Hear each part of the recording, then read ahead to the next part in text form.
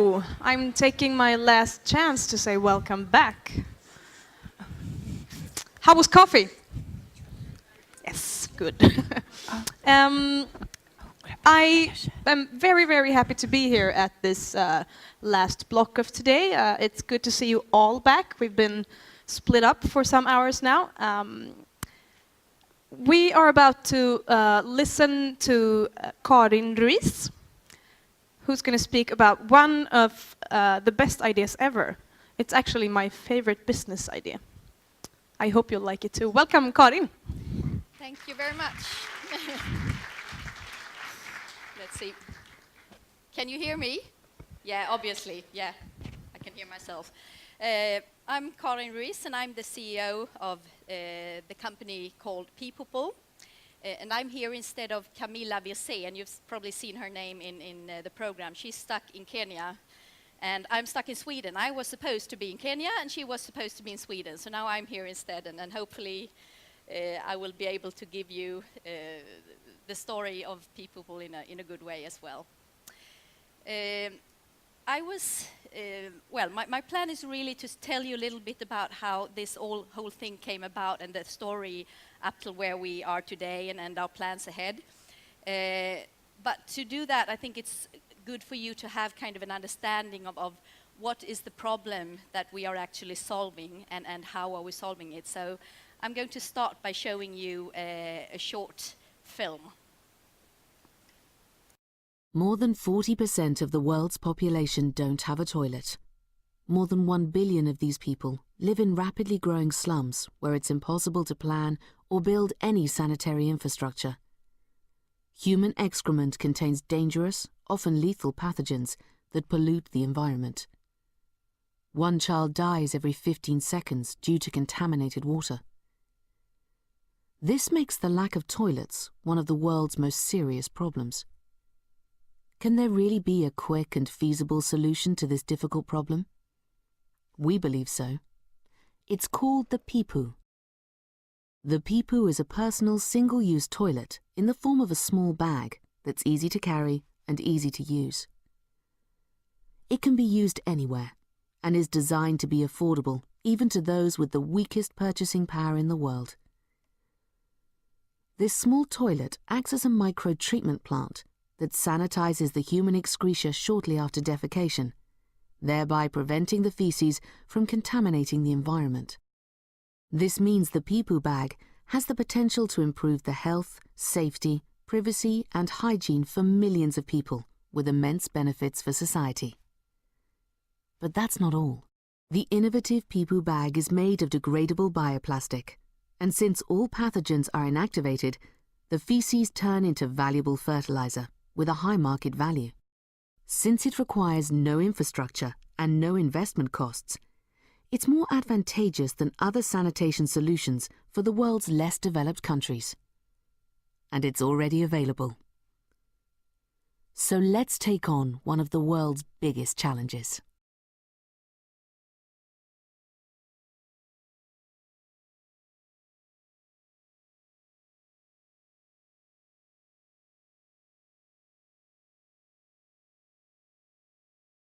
All right. At least from my experience, there are not very many people that has even thought of the enormous problem that the lack of sanitation is. It's actually one of the very biggest problems in the world today. And also, I don't know how many of you are familiar with the Millennium Development Goals, where sanitation is one of them, and it's in one of the areas that is lacking behind, where it's actually moving backwards rather than forward in the world. So what Peepoople has developed is a totally new way of thinking on solving this problem.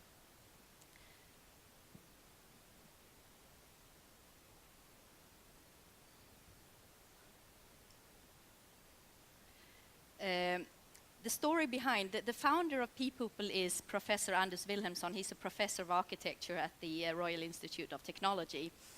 And before that, he was a professor at I think it's called the Royal Institute of Art, actually. And he was traveling around the world studying mega cities, and especially the phenomenon of slums that is really exploding in the world. Today, there are actually more than 1 billion people living in slum areas without basically any kind of services or infrastructure. They live in shelters and most of them don't have any sanitation at all. And it was in a meeting in Bombay actually when he was sitting down with a few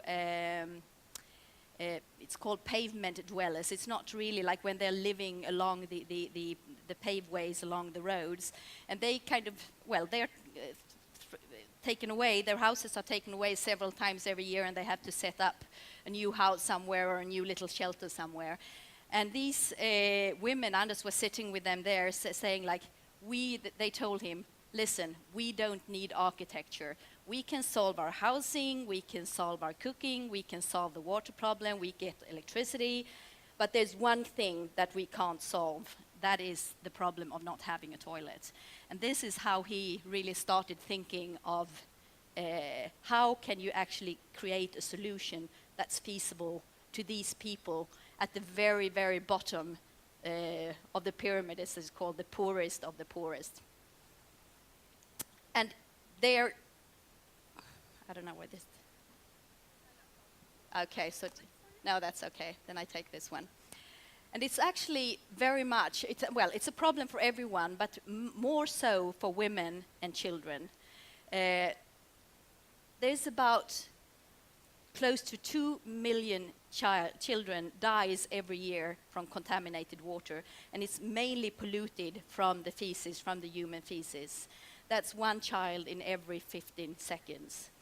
So it's actually one of the biggest reasons for child mortality. Also, it's very much a woman's problem because it's women that has the responsibility for the households, for the family's sanitation, for bringing, helping the elders, helping the children and so on, but also for themselves because it's not socially accepted to go outside and do your needs in the open as it is with men. It's actually, just like in Sweden, it's more accepted that men do their needs outside than women. So what the women do, they hold on the whole day until late at night, so they go out once at night with the threat of being raped and it's, of course, I mean, can you imagine you having to keep yourself for hours and hours and hours because you can't do your needs when you have to.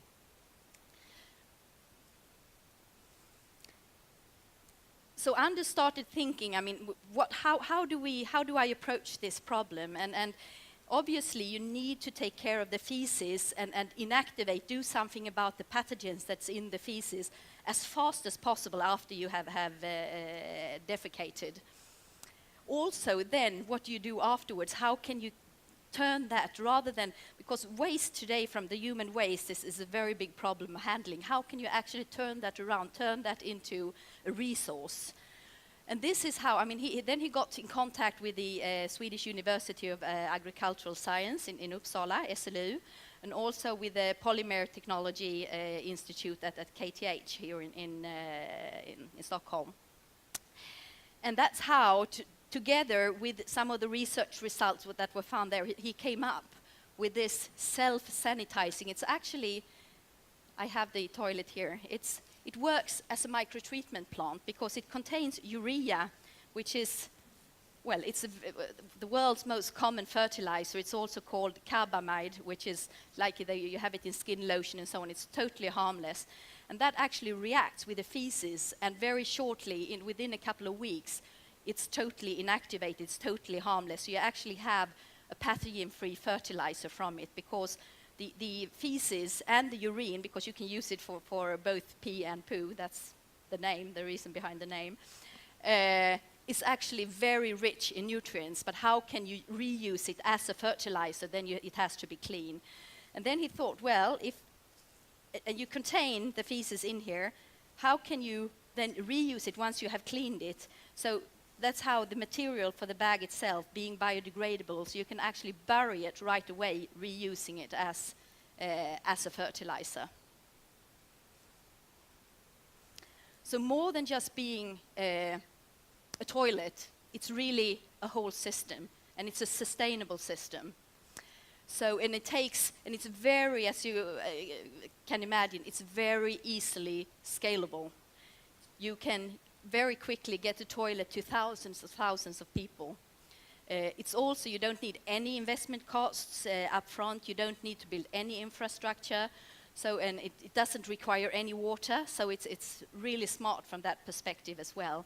And afterwards, you actually have a totally clean waste management, rather than the rather disgusting business that a lot of people are involved in taking care of the feces. And even, I mean, if you wouldn't reuse it as a fertilizer, you can just throw it away in the solid waste stream and it doesn't make any harm. So it's bulletproof from that sense. I've already touched up on this, but people tend to think in this world of poverty, reducing poverty and so on, and fighting a lot of the problems in the world, people tend to think very much in silos. Okay, we are solving the sanitation problem, or we are solving the food, the hunger problem and so on. But a lot of these problems are really interconnected, and what's really interesting with this solution is that it's actually addressing most of these. These are the goals that the UN has set up to 2015, the Millennium Development Goals. It targets hunger, which is the first goal. The second one is maybe not so obvious. How does this help achieve primary education?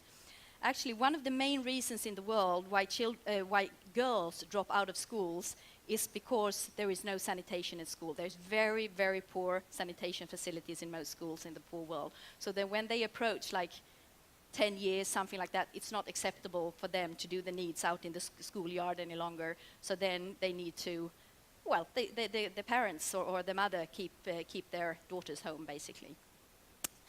It's very much a matter of empowering women and creating gender equality, because it's very much a woman problem. Obviously, it reduces child mortality. Also, a lot of other diseases. Well, you have the diseases of diarrhea, and there are a lot of different diarrheal diseases.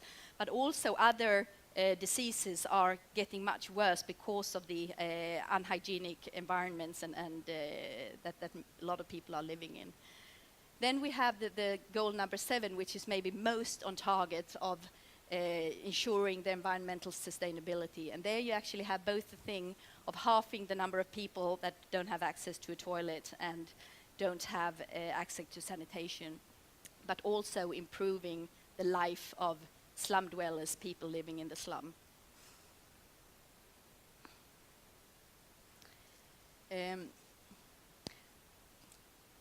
The background then, I mentioned that the solution was developed together with SLU and KTH. Then once the basic concept was developed, a few different industrial partners was approached. There was a German company, BASF, that is actually supplying the material, the biodegradable material. We are working with Billerud, Tenova, which are really experts in blowing the film that is needed for this. And then we have machine developers as well to actually assemble the bag, you could say, and there we've been working with 2 different companies. So based on that, there was a first production batch produced in the fall of 2008 of 30,000 bags to be used to go out and test in the market. And last year there was a lot of focus of actually bringing and evaluating it in the market. So we ran 2 big field tests, one in the second biggest slum in Africa. It's called Kibera, and it's in Nairobi in Kenya. And that's also where we are launching the product later this year in August, in launching it for real, so to say. And it was in Bangladesh, a different cultural settings. We wanted to try out 2 different environments, 2 different cultural settings, also different temperatures and weather conditions and so on. And actually these field tests turned out extremely positive, it was very well accepted by the users. And also, I mean, we tested the willingness to pay and how they looked upon and how it could be improved and so on. So with this kind of with us, we have we decided to go ahead, and we are right now on the step of commercializing and introducing this solution to the market. And I mean, we are a for-profit company. We are run just like any business. I think that's an enormous strength, because that really secures the survival and the sustainability in the long run, that we are here for long-term presence. So we need to secure that we have revenues coming in, obviously, and that's where our go-to-market strategy comes in, that I was planning to talk a little bit about. In urban slums, I mean, the whole concept has really developed out of the problems in the slums. Still, it's quite a complex system that you have to build, of distributing, collecting the bags after they are used, how you actually get it into reuse. You can't scale that, you can't go large scale immediately. So the first couple of years, we cannot build a profitable business on solely the urban slums, because it takes some time to build. So in parallel to that, we are actually very much now working on emergencies as well. I mean, you can just imagine Haiti. They have 1 million people, and after 2-3 months, they've still only managed to get 1,000 toilets in place. That means, so there is 1,000 people per toilet in Haiti right now. Well, that's, you have to stand several. If everyone was standing in a queue, you'd have to spend several days waiting in a queue to go to the toilet, if everyone spent like a minute or something like that. So there is a huge need in the emergency scene, especially when in floodings and earthquakes and so on, there are very few other options. So there's a huge interest, and we are actually right now on Haiti doing a field test in the emergency scene. Then we have, what I should say, I mean, there's more than 100 million people hit every year by natural disasters when it comes to floodings and earthquakes. That's a lot of people. That's a lot. Then we have refugee and IDP camps. IDP, that's short for internally displaced. That's basically when you are a refugee in your own country, like the people in Haiti now. They're still in their country, but they're not living in their homes. They're living in camps. And this picture is actually from the camp in Haiti, where we are right now running the field test, the one in the bottom left. There's permanently about 35 million people in the world living in refugee camps, and sanitation is an enormous problem, because they can't solve it. And also they have, usually these refugee camps are in where the soil is very difficult to grow crops and so on, so they need also the nutrient well. So you can actually, it's a solution that is very suitable for these kinds of situations. And then also, as I mentioned, schools and hospitals in poor countries, it's a huge problem. So we are putting a lot of focus on these different areas, while at the same time, parallel, building the slum experience. And we have several different projects ongoing in the slum areas as well. But the first market where we will launch is in Kenya. We will launch in August this year, starting quite small scale, about 3,000 users for a few months, and then in 2011, once we are also building the capacity to supply Peepoos, we will scale that up to 20,000, keep that for a year, maybe a year and a half, to really learn and experiment and test and work out the best solutions, and then scale it up. And our target is, when we go into market, to reach about 10% of the people living like in a slum. In Kenya, in Nairobi, for example, today, well, the facilities they have, they are about 500 people sharing one pit latrine. So you can imagine, most people actually do it outside. They do it just in the alleys and so on. So it's quite disgusting. The top left picture here, that's from the Kibera slum in Nairobi, where we are launching. So what do we need to work out then? We really need to take a system perspective when we are introducing this. Actually working out, well, we need to secure the production, of course, and there we are right now setting up a small pre-production factory in Kenya that will have a capacity of somewhere 5,000-6,000 people. It's very small.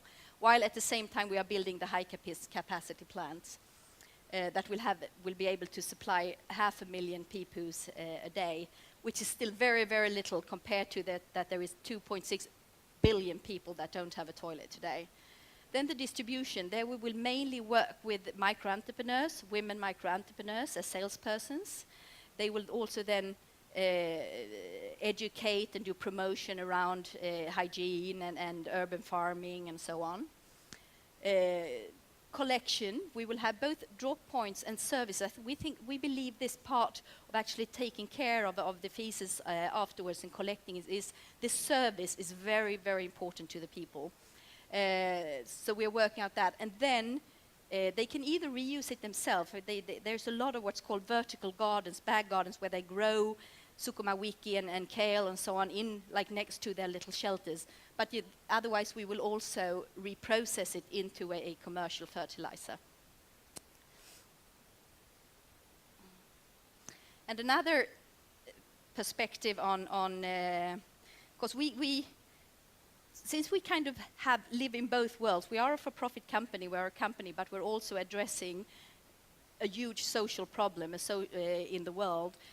We are, which is quite common today, establishing what kind of a hybrid structure. We have Peepoople AB as a for-profit company supplying and developing and so on, but also setting up a foundation that can actually fund and support different projects, can buy peepoos to supply to emergencies and so on. So it's kind of a small, with more of an aid perspective, and having that in parallel working together is an important part of will be an important part of the concept. Going ahead, long term our goal is to reach out to about 150 million people, which is 5% of the people that don't have a toilet. By 2015, we will have 5 factories up and running, reaching out to about 2 million people on a daily basis. That's our plans going ahead. And what I would just like to send out to you is really, from an entrepreneurial point of view, there is no contradiction of actually combining a very attractive business with doing something very good for the society and the world. I'm sure all of you are familiar with the concept of social entrepreneurship, but really it's extremely motivating and satisfying to work in a company like Peepoople. So I would just like to encourage you to take on the challenge of trying to find a social business idea and making it happen. Thank you. We just want to say thank you so much. And Gruppe has provided a little gift for you as well. Okay, and it's a haircut. So I thought you'd go pamper yourself. That's fantastic. Before Thank you go. Yeah, I should have gone to the hairdresser for the last 2 months, but I've just been traveling and canceling my time. So now, that's a perfect gift for me. I'm like, do we dare to give this to someone, or will they be offended? That's good. Thank you so much. Thank you. Please give her another.